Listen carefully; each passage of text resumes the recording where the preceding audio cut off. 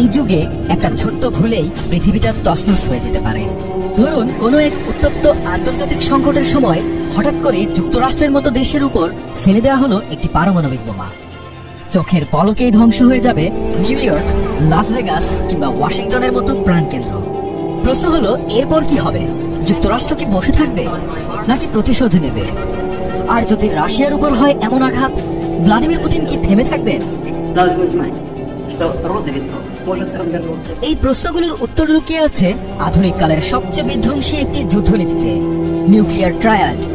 আর এই ট্রায়াডের পেছনে আছে আরো একটি গুরুত্বপূর্ণ ধারণা, সেকেন্ড স্ট্রাইক ক্যাপাবিলিটি। কোন দেশ যদি এমন সক্ষমতা অর্জন করে প্রথমে আঘাত পেলেও তারা দ্বিতীয়বার এমন জবাব দিতে পারবে যে শত্রু দেশ পুরোপুরি ধ্বংস হয়ে যাবে, তখন সেটাকে সেকেন্ড স্ট্রাইক ক্যাপাবিলিটি হিসেবে ধরা হয়। ধরুন হঠাৎ আঘাত করে আপনি আমাকে ধ্বংস করতেই পারেন, কিন্তু আমিও আপনাকে ধ্বংস করে যাব।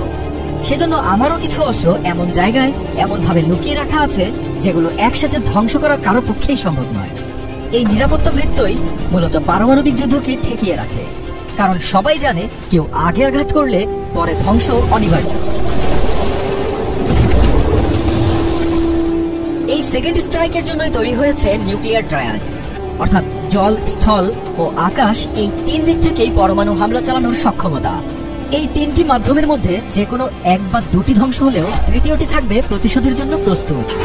আর এই নিউক্লিয়ার ট্রায়াড সক্ষমতা আছে মাত্র তিনটি দেশের হাতে, যুক্তরাষ্ট্র, রাশিয়া এবং চীন।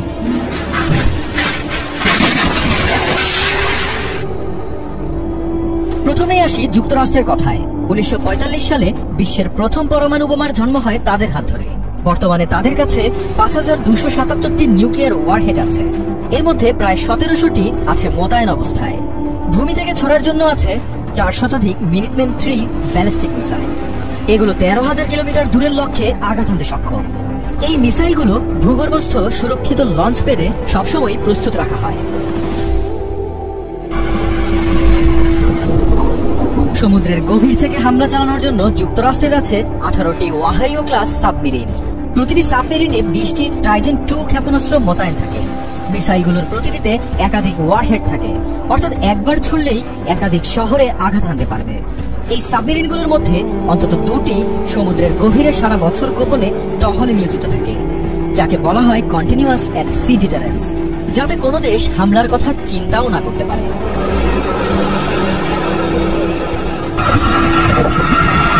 আকাশপথের জন্য রয়েছে যুক্তরাষ্ট্রের B-52 এবং B-2 স্পিরিট বোমারু বিমান।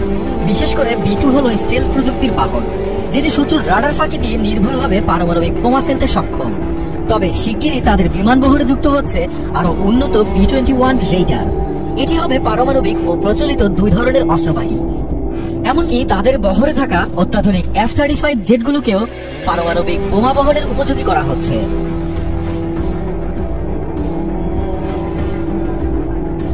প্রশ্ন হলো, যুক্তরাষ্ট্র কি কখনো প্রথমে পারমাণবিক হামলা চালাবে? তাদের অফিসিয়াল পলিসি হলো নিউক্লিয়ার ডিটারেন্স, অর্থাৎ তারা প্রথমে আঘাত করবে না, কিন্তু কেউ যদি তাদের উপর হামলা করে বসে তাহলে প্রতিশোধে কোনো রকম ছাড় দেওয়া হবে না।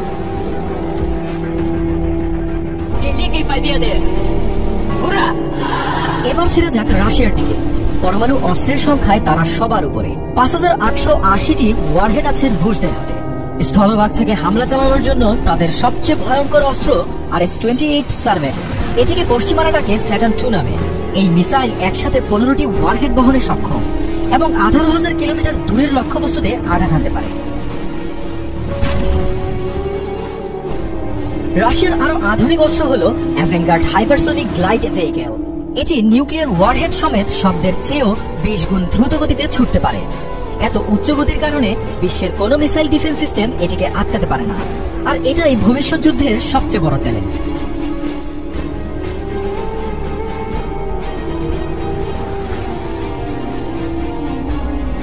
সমুদ্রপথে রাশিয়ার ভরসা বোরেই ক্লাস সাবমেরিন। এর প্রতিটিতে আছে 16টি ভুলাভা ক্ষেপণাস্ত্র। এ ধরনের প্রতিটি আইসিবিএম এ আছে একাধিক নিউক্লিয়ার ওয়ারহেড বহনের সক্ষমতা। এই সাবমেরিনগুলো সবসময় সমুদ্রে গোপন টহলে ব্যস্ত থাকে, যাতে প্রথম ধাক্কা খেয়েও প্রতিশোধ নিশ্চিত করা যায়।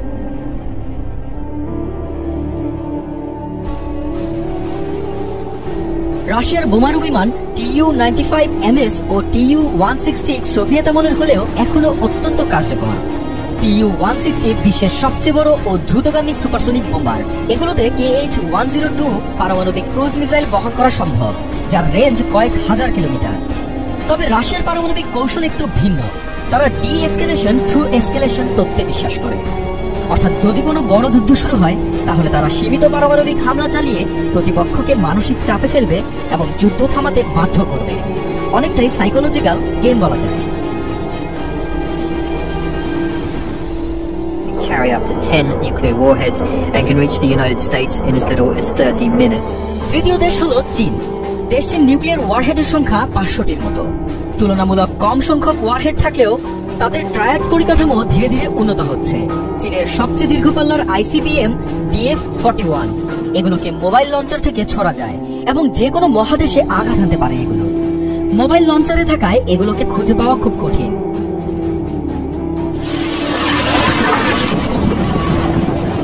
আকাশপথে তারা এখনো এই 6K বোমার ব্যবহার করে, যেটা অনেকটাই পুরনো ডিজাইনের।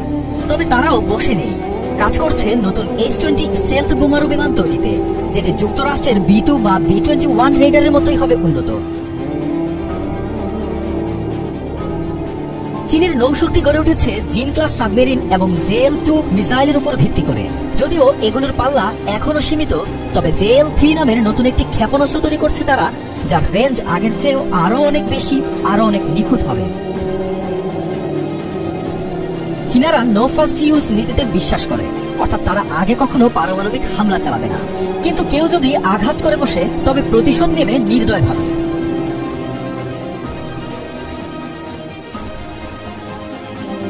ভারত, ফ্রান্স, যুক্তরাজ্য এদেরকেও পারমাণবিক শক্তিধর বলা হয়, কিন্তু তারা এখনো পূর্ণাঙ্গ ট্রায়াড রাষ্ট্র নয়।